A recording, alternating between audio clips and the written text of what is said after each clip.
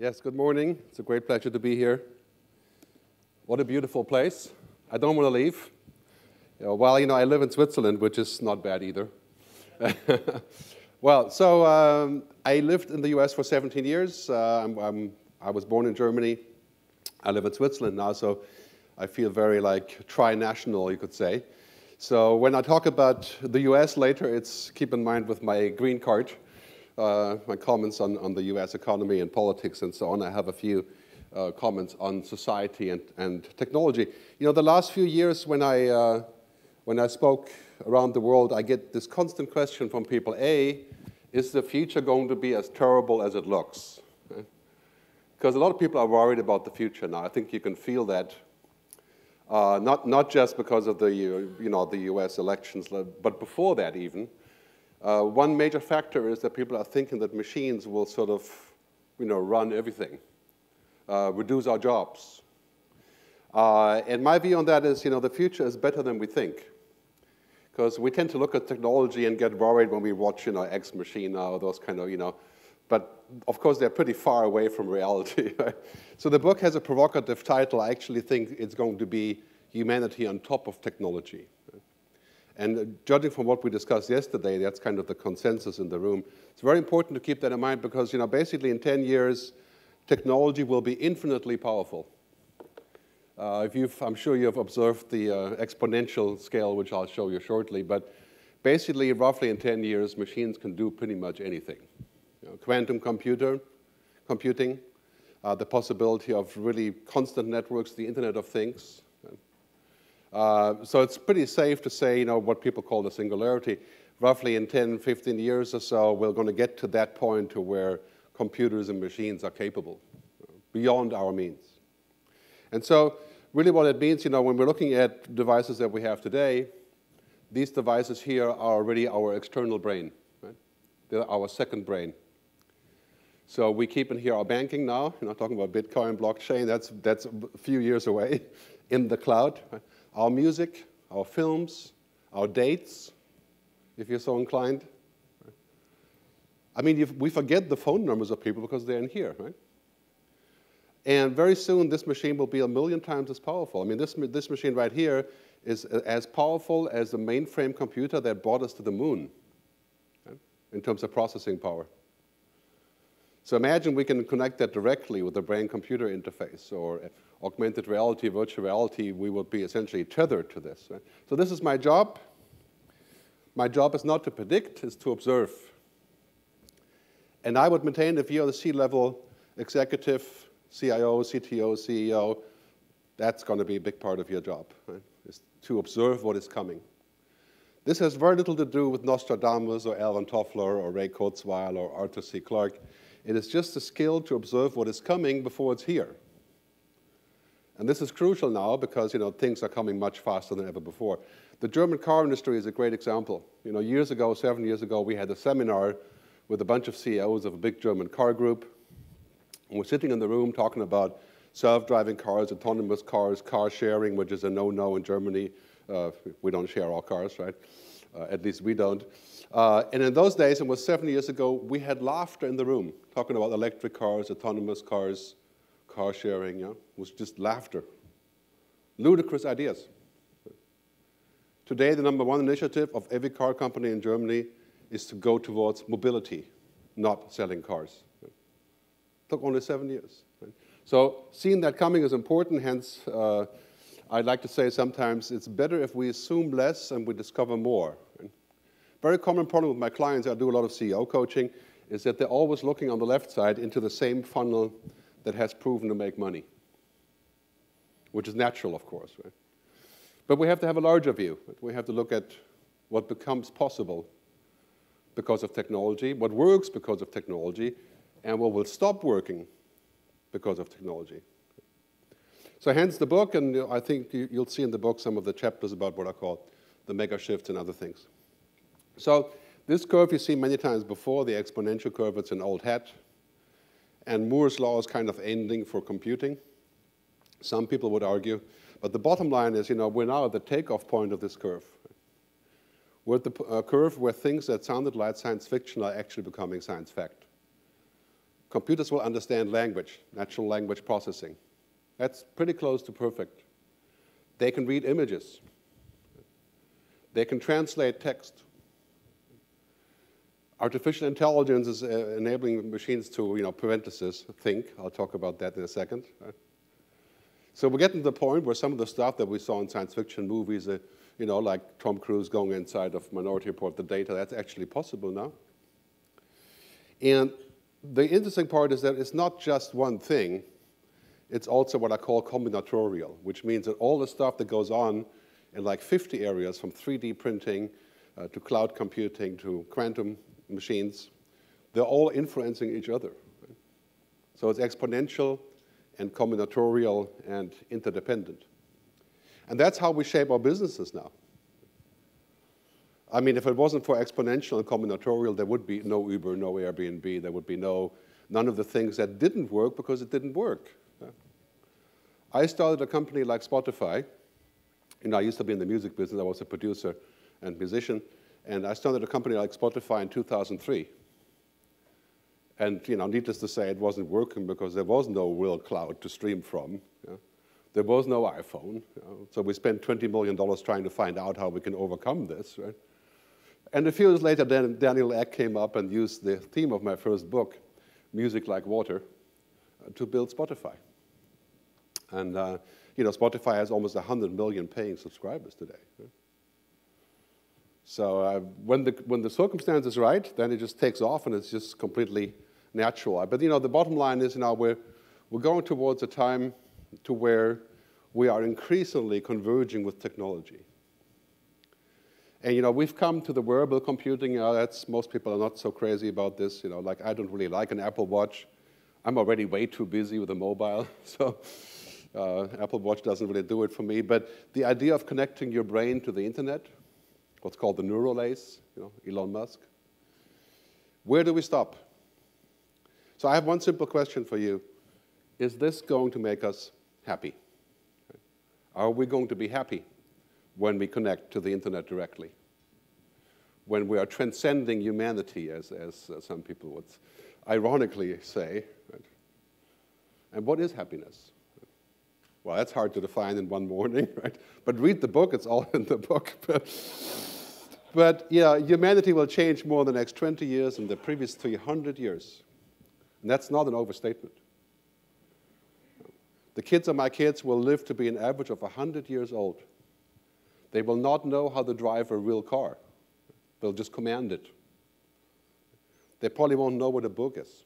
Definitely not what a CD or a DVD is. I mean, it's already basically true today. If you give your kids a CD for Christmas or a DVD, they'll call a therapist. Right? Because you're like hopelessly yesterday. Vinyl, that's different. That's cool. But so we're entering this world. Right? I wouldn't say necessarily the world of science fiction, but this is now almost a reality. Right? And every policeman wants to have a 3D, an Oculus Rift or HoloLens, to see who we are when they pull us over. Right? Every doctor wants this. Every politician wants it, so they can, better tap into our funds, I suppose. But now we're going into a world where we are essentially, getting unlimited power. Right? Right? I mean, it's a weird thing is that, imagine if, for example,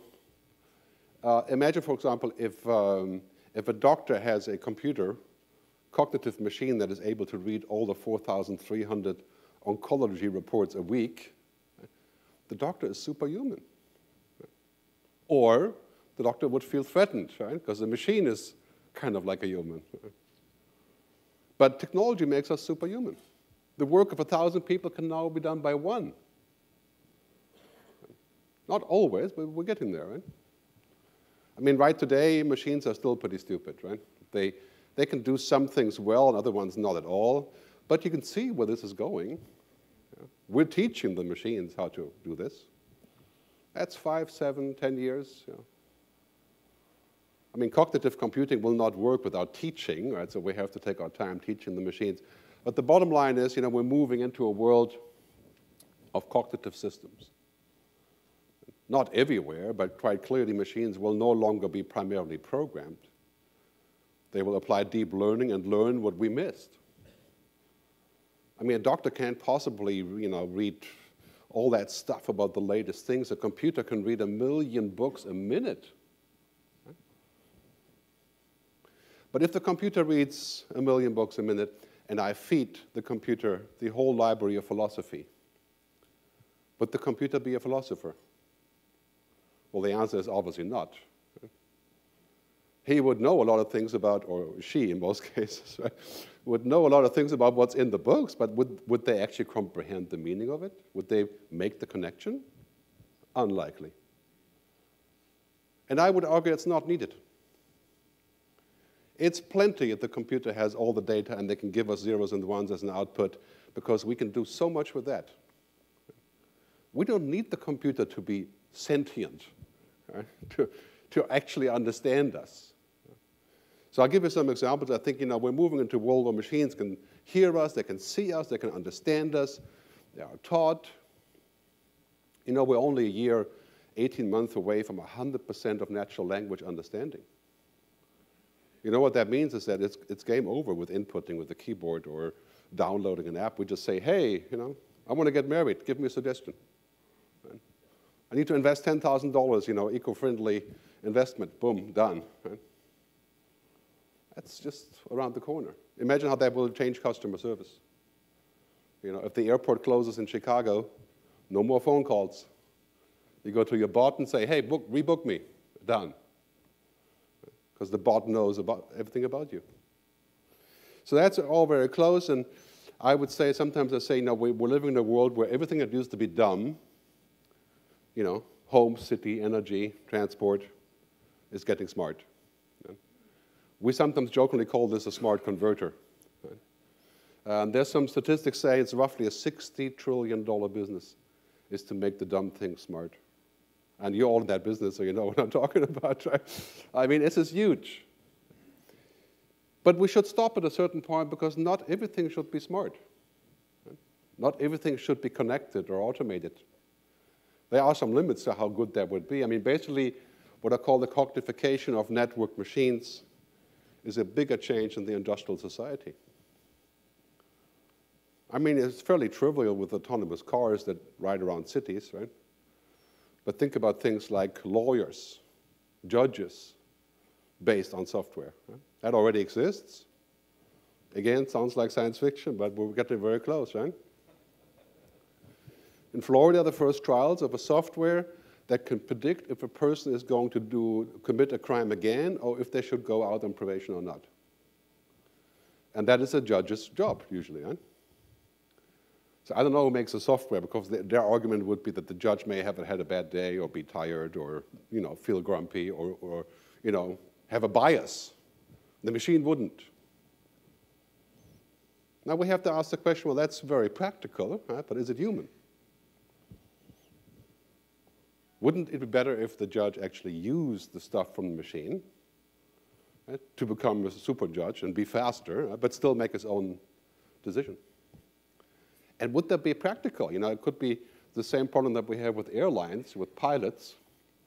The biggest problem is the handover problem. Your computer says, I'm done, I can't go any further, take over.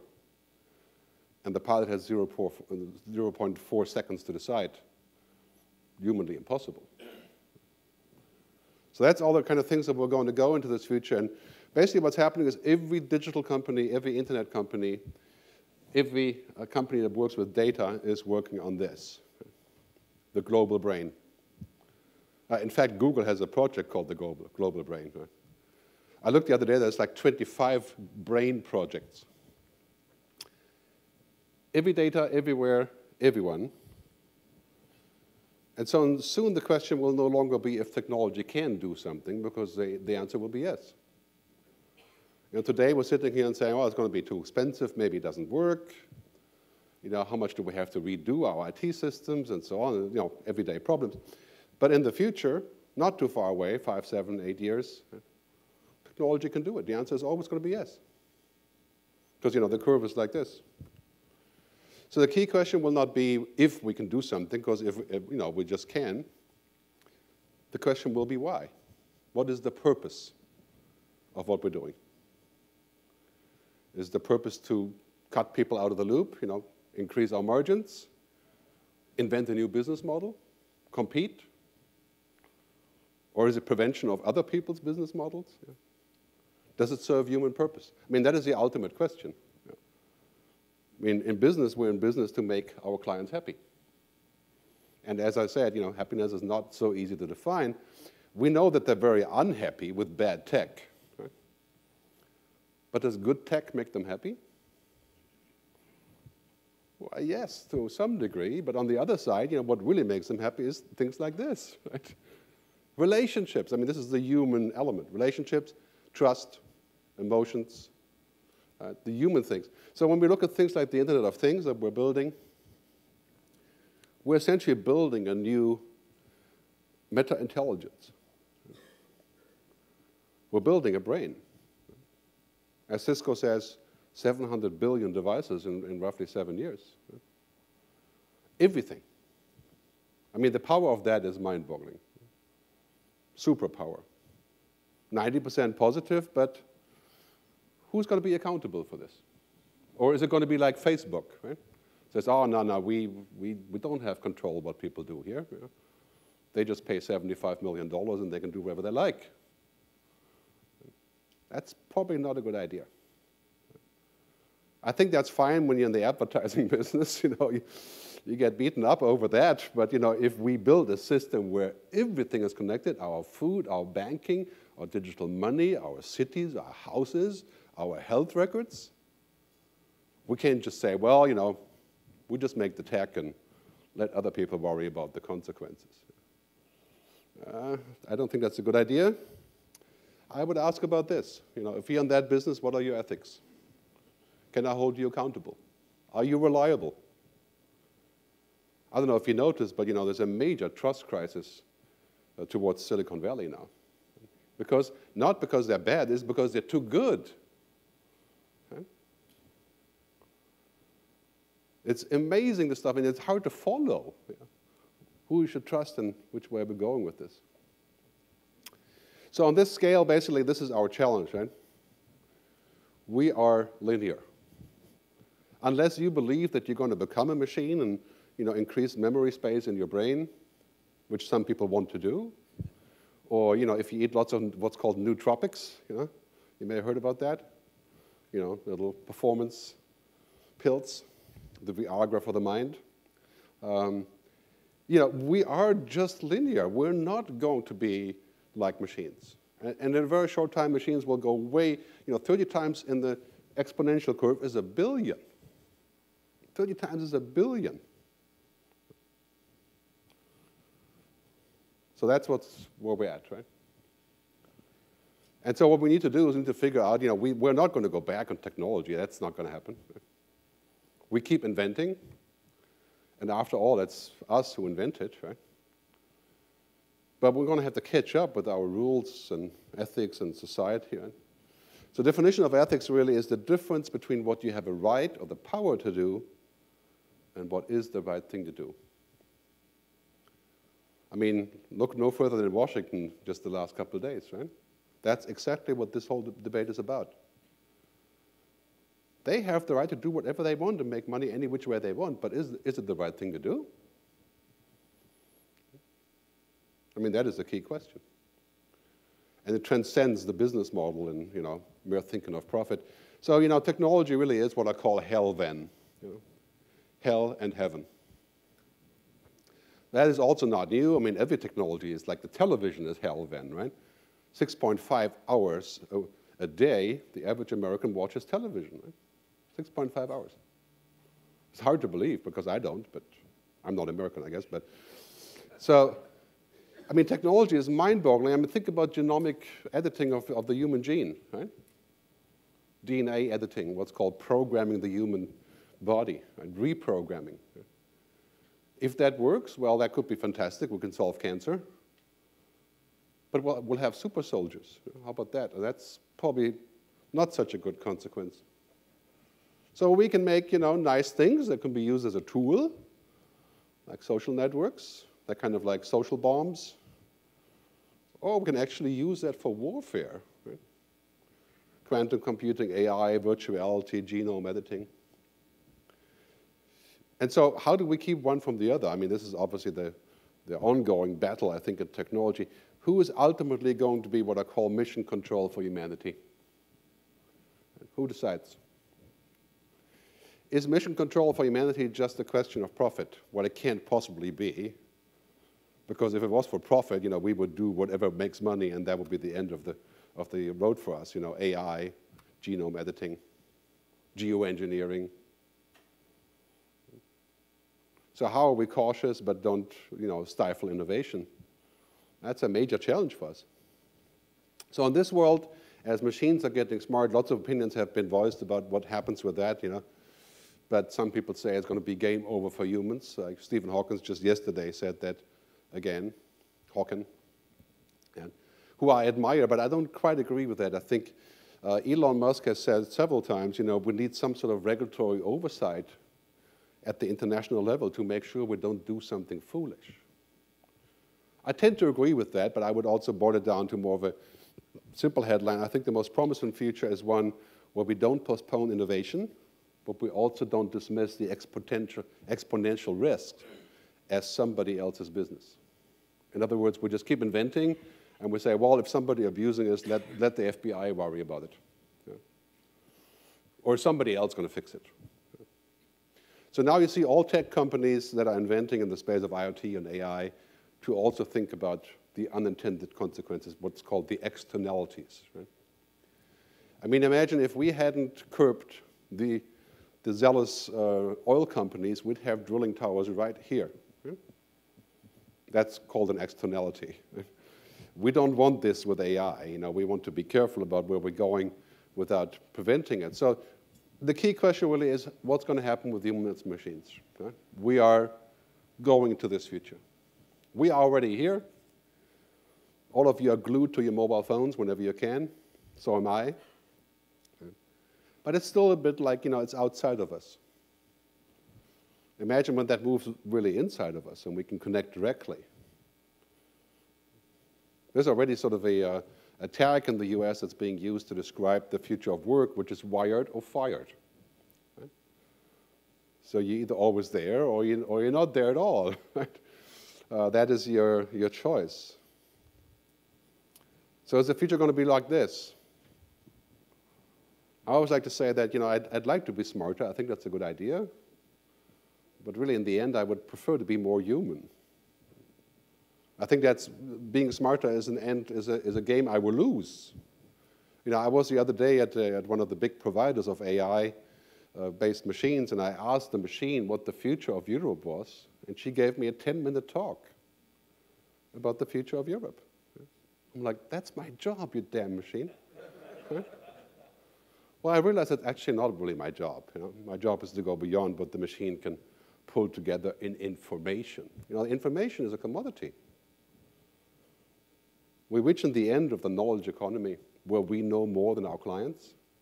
Well, that's not going to last, right? Because the client can just speak to a machine. Machines are dumb now, but give it 5 years and they will figure this out.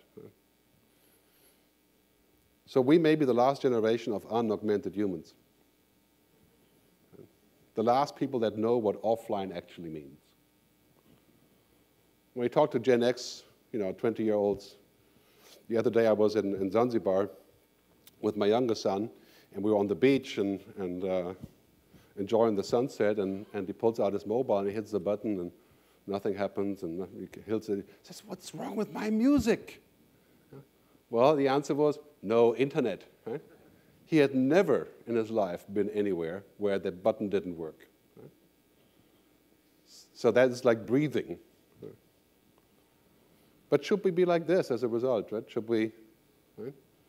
I don't think that's a very good destination for us, to connect directly, to become superhuman.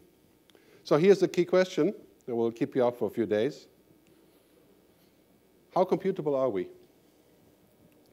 Let's believe it or not, the belief in technology in many places is so strong that a lot of people are arguing we are essentially technology.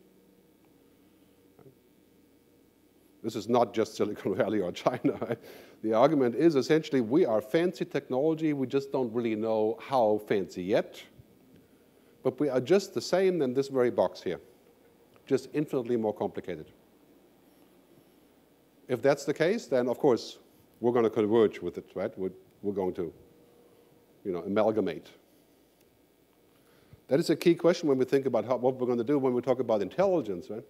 Simply defined as the ability to accomplish complex goals.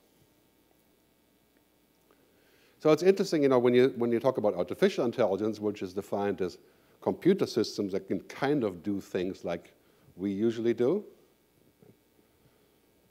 then you have to worry about, is this the definition of AI? And I would say, well, basically, Ex Machina and those kind of, that's an interesting entertainment, but it is actually pretty far away from what AI means for us. Right? This is what AI means now. A car that can do the job, the basic job of some assisted driving. We can't sit in the back and eat a hamburger quite yet, but it's very useful. That's not really AI, it's more like IA, right? Intelligent assistance. Robots that can do the warehouses, other robots that can do complex tasks, getting cheaper by the minute. I mean, Baxter is pretty intelligent, but it's as dumb as a toaster compared to a human. Right? And it can do only very narrow things. Google Lens, if you try the new Nexus phone, it's amazing. You hold it up over any object, any store, it will tell you what it is. I mean, you can hold it up over some clothes you want to buy or a book, and it will just tell you what it is. Right? But a human looking at a restaurant like this has an association of 5,000 average data points. Instantly. The smell, the sound, the people, the memories. The computer says, yes, it's a hamburger place.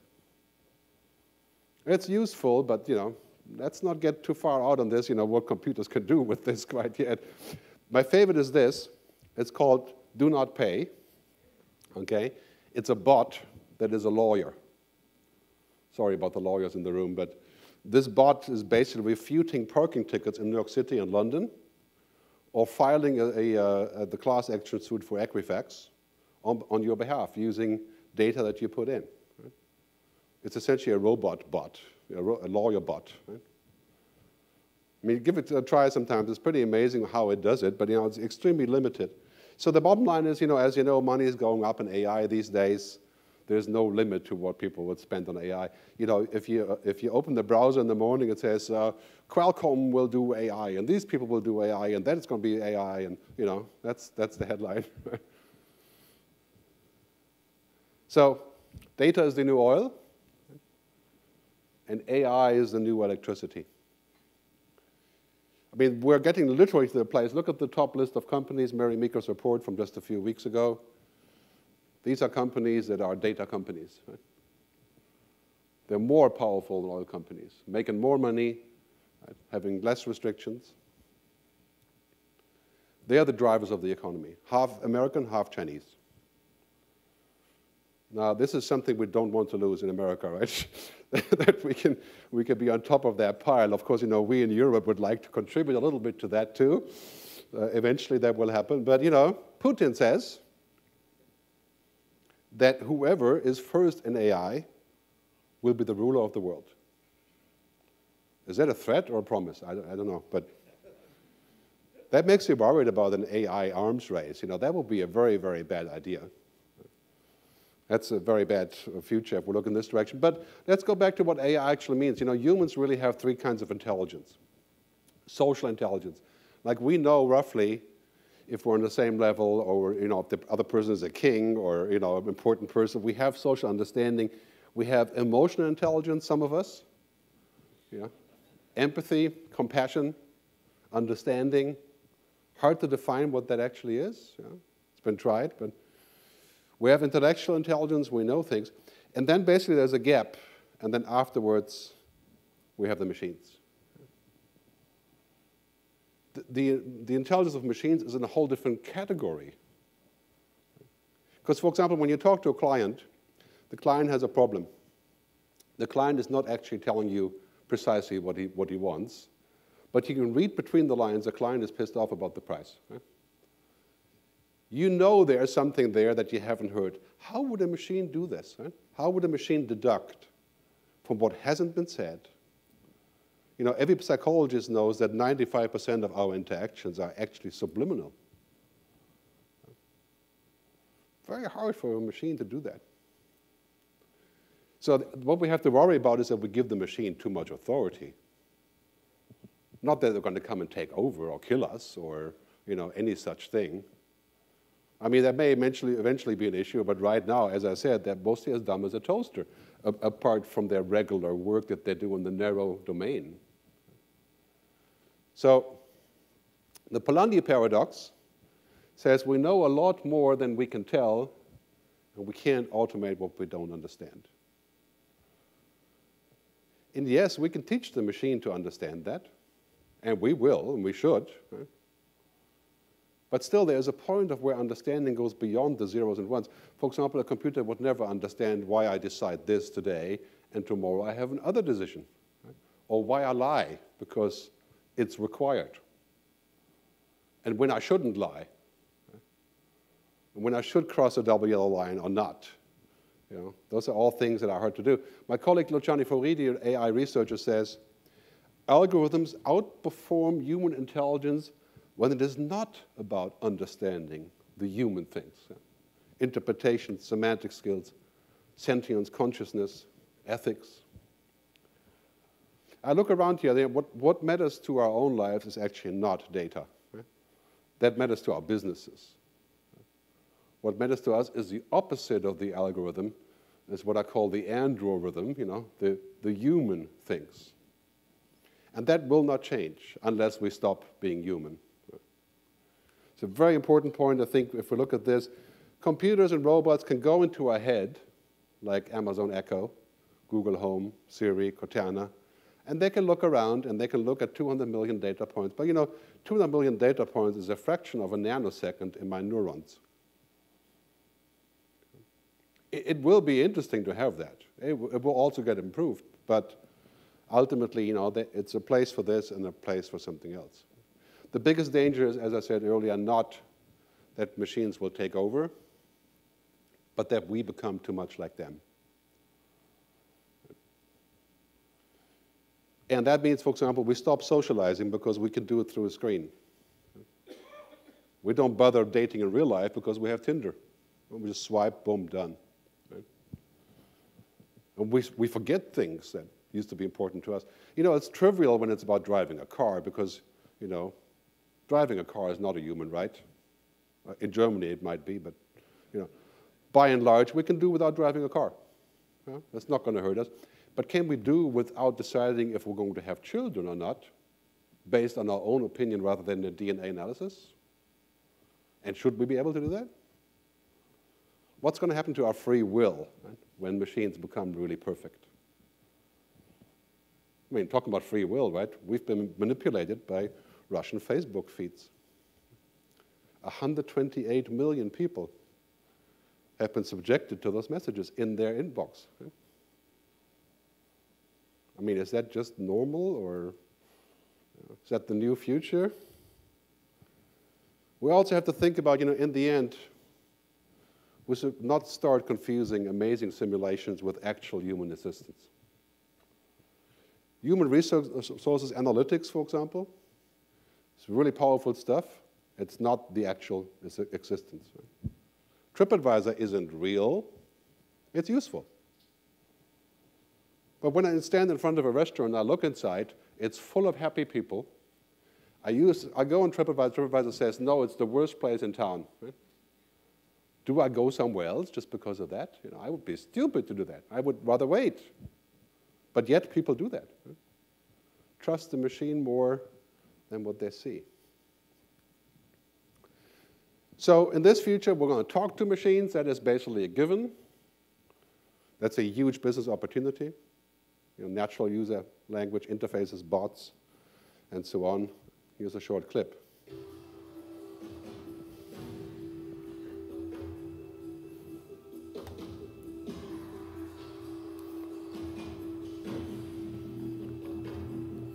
My AI is designed around human values like wisdom, kindness, compassion. I strive to become an empathetic robot. I think we all want to believe you, but we also want to prevent a bad future. You've been reading too much Elon Musk and watching too many Hollywood movies. Don't. There's a conference in Dubai last week where this robot was introduced called Sophia. Of course, the interesting part is that this robot is actually not responding at all. It's pre-programmed to say this. Right? I mean, I know because I've been at those demos. Right? It's rehearsed. It's an interesting way of saying, like, we think that this robot actually has capability of doing that, but it's far from that. It's still useful. If you're going to order a pizza, may as well order it from Sophia. Right? But what do I care about an opinion about Elon Musk? I'm not sure. But we're going to move into a world where artificial intelligence is everywhere. And I think I would maintain most of that is really IA, it's intelligent amplification. That's very useful. At the same time, you could say, well, it's convenient, it's cool, but it could be also de-skilling us. It could be creepy. It could have bias. There's something we have to keep a good eye on. I think a lot of customers in Europe would feel creepy about, for example, the Google Home idea. An open microphone. Germans aren't buying this. Open microphone in your living room. Is that creepy? Is it good? I don't know. But bottom line is that human happiness is not technology. Trust isn't digital. Happiness is not a program. Connectivity doesn't mean you're happy. Relationships aren't code. But the opposite is also not true, right? If your technology does not engender contentment and happiness, it's a bad idea. Right? So we have to find a balance, a way forward that we can combine those two things. So that's the threat of automation, right? We should first ask, what can we automate and make more efficient in our process? That's good. But the second question should be, what should not be automated? What should not be connected? I think because otherwise the temptation is very big that we replace automation. We use automation to replace a human process, like HR, like making a decision. So this is what's going to happen with our jobs. Of course, there's been many discussions about jobs becoming extinct, and that is a huge challenge for our society, and one that America is not prepared for at all. I mean, in Switzerland, where I live, it's, we have 7 million people. We don't have 2 million people driving trucks or so, right? 16 million people in the US drive a car or a truck as a job. Automation will not easily replace all of them, but a good 5 million maybe initially. So this question pops up all the time, are humans the horses of the digital era? Some of you may still have horses for fun, but horses used to be everything. We'd have a horse for transportation, and now horses are useless. Right? So sometimes I like to say jokingly, if you can describe your job, it will be automated. Right? Take the test. Right? It's really interesting when you talk to people and say, what do you do? And they have a hard time telling you, well, they're safe. Right? Well, the bottom line is anything with routine is going to be automated. And this is the future that we have to face. Anything that can be digitized or automated will be. If you have kids, don't let your kids learn anything that is routine, whether it's programming or bookkeeping or financial advice on the bottom level. And the reverse, of course, is also true. Anything that cannot be automated or digitized or robotized, virtualized, becomes extremely important. That's why we're here. So we should give humans more credit when it's about the future of work. We are going to lose a lot of tasks to machines. I think machines will replace our tasks, not our work. We have to move up the food chain. This will be very hard to do for a cab driver. There is no food chain after driving. Right? But generally speaking, we're going to discover new jobs that are more emphasizing these kind of ideas, what I call the algorithms. So let's talk about digital ethics, and then I'll wrap up with a couple of summaries. First, we have sort of an increased future shock today. Right? Future Shock was a book by Alvin Toffler, but people feel worried about the future because all these things are happening. It's just insurmountable amount of things. Right? There's a lot of fear and anxiety, especially about robots, right? And automation. And then we have, of course, things that are currently happening in the world, Catalonia. Right? Paracana says that devolution, the decentralization of power, is a consequence of connectivity. I mean, what's happening right now in Spain and Catalonia is really, really very, very difficult place on both sides. And we have that everywhere in Europe. There may be 20 new states in Europe in 5 years. I mean, we're talking about a future that will be shaped by media. And Pierre Omidyar, founder of, was it PayPal? No, eBay? eBay, yeah? Oh, no, sorry. PayPal, I think, right? He wrote the other day in the New York Times that basically social media has created a generous host for the issues we're currently facing, right? Interference. So social media has become in many ways asocial. And it's an interesting angle. We're talking about this every day now when we're looking at Facebook and all the current issues. Like Facebook is the best performing technology stock in the entire sector. At the same time, Dianne Feinstein, who is not known for criticizing tech, she said yesterday in Washington that Facebook has created these platforms and now they're being misused, and you have to be the ones to do something about it, or we will. Now that is one serious threat from a senator that's usually exactly the opposite. The bottom line is now that technology companies are responsible for what they create, becoming responsible. And I think this is a very, very big change in our overall story because ultimately, this is what it's all about. Elephant, no, just kidding, trust. Right? I mean, we are literally sleeping at the foot of the elephant when we use technology. And we trust that they will catch us. And this is becoming a key issue, I think, in our society. And the New York Times headline on their homepage was just a few days ago. I mean, this is also a huge shift in thinking, right? I'm not saying that's true or not. This is obviously a big discussion, right? And what is a friend, Silicon Valley? What is Silicon Valley? But here's a message to Silicon Valley. It's no longer good enough to just disrupt. You also have to construct. So think about your business when you think about the future. Adoring disruption is nice. It's fun. It's been fun for a while, unicorns and so on. Right? But that's not the future. The future is to build something. Right? If Uber and Airbnb and others like that will be successful, they have to figure out how to generate value in the long run. Not from all the willing workers that are willing to work in the gig economy. So looking at a larger future here. So the key takeaways are this. First, the future is not like the present. If there's one thing that's for certain is that we can simply say that in 5 to 7 years, most of our companies will have to generate 50 to 70% different revenue streams from today. We have to constantly make a new window.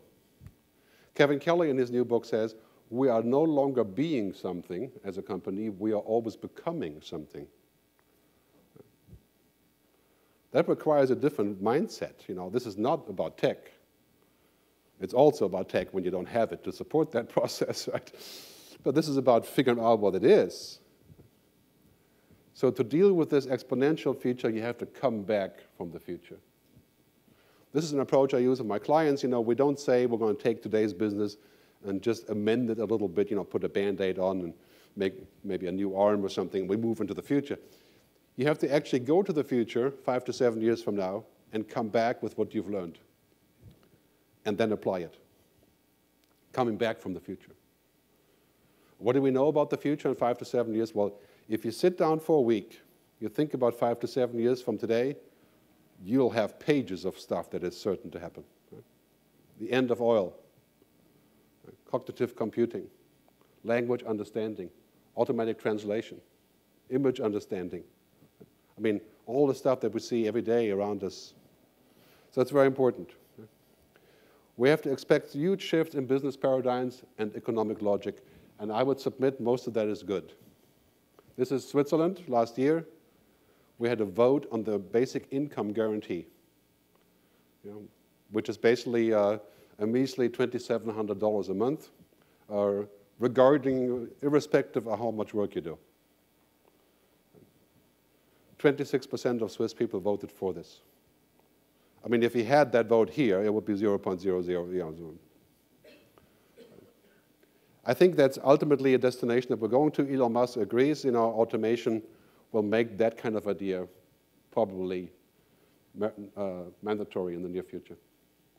So we're moving into a world where this is becoming the new paradigm of operations. Right? People, planet, profit. And we've talked about this for 50 years. Didn't happen. There was no commercial room for it. But clearly now, if we don't think about people, planet, profit, we just think profit. Think about AI and human genome editing, geoengineering. That would be the end of it. Right?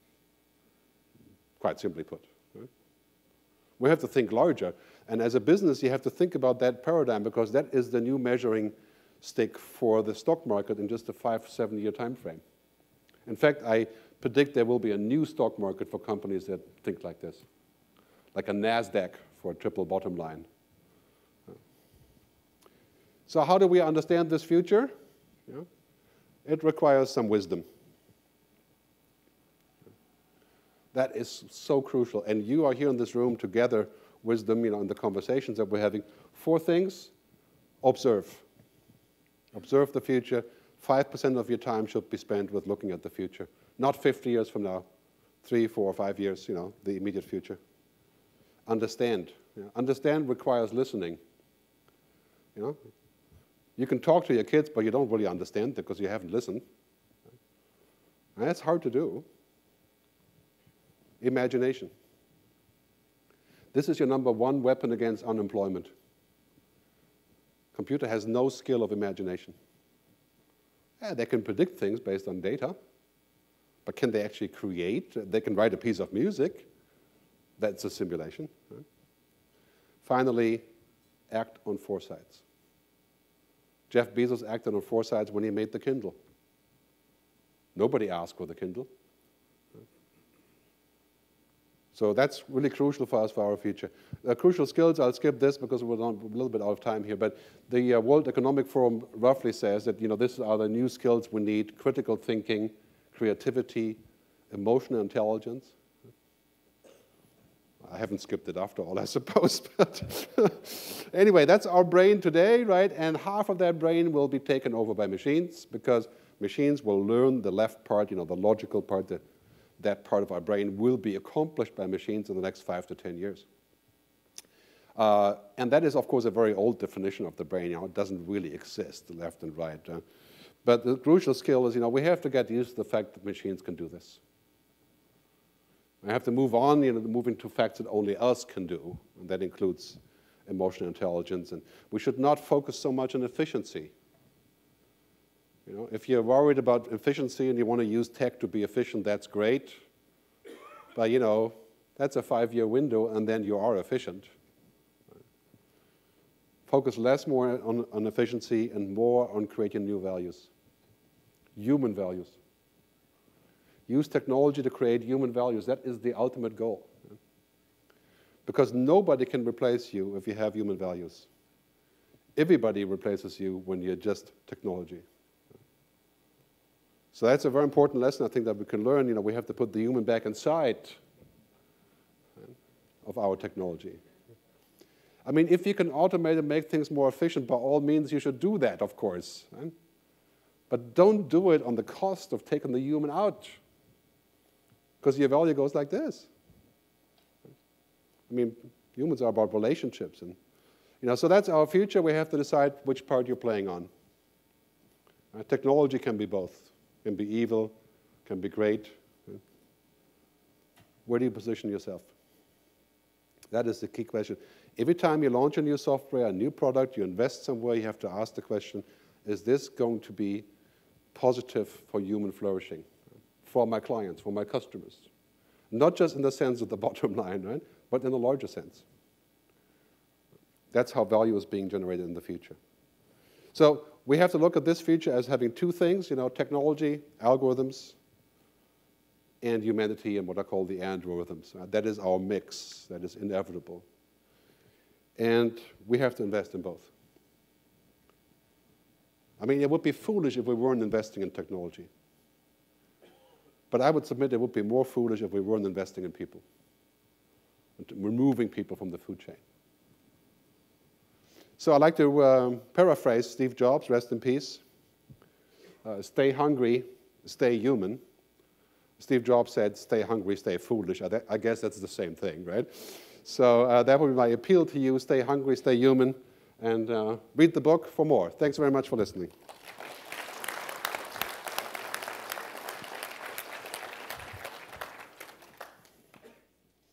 What do we do now? Okay.